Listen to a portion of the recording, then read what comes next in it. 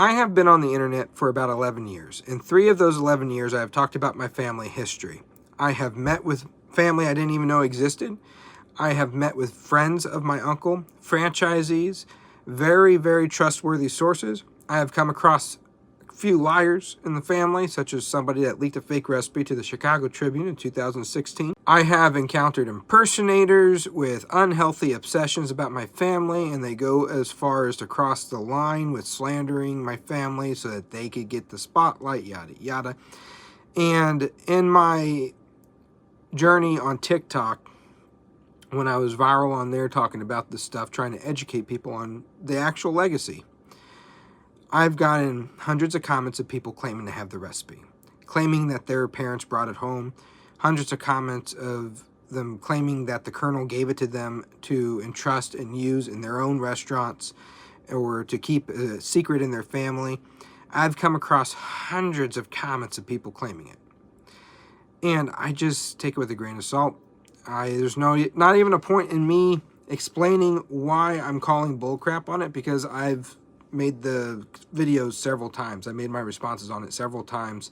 I even moved the videos from TikTok over to YouTube so people could see my responses on those. So there's not even a point in me going into why it's bullcrap. The short story is I know what I know because of my family history. I know the information that I have, and that information tells me these claims are just claims. I've come across hundreds of very well thought out comments and stories put together that either they were lied to themselves by their parents and they told that story because that's what they grew up on, or they fabricated the story themselves, and they're very good storytellers. You don't have to tell a true story to be a really good storyteller.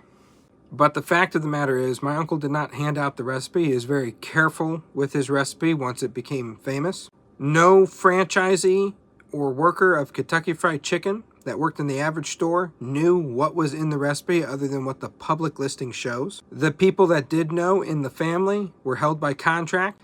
Whether any of them actually broke the contract or not, I don't know. But the people that make claims in this family or extended parts of this family and what they've shown behind those claims have turned out to be utter nonsense. And anybody that previously knew the recipe for whatever reason that they had when working for the corporation or even owning it, they have been held under watertight contracts not to reveal what it is. Now, my cousin Lee, he put his own Lee's Famous Recipe spices in a Kentucky Fried Chicken against corporate code, and they never found out about it till I told the story last year. So things like that are true, has happened. But as I said, I know what I know.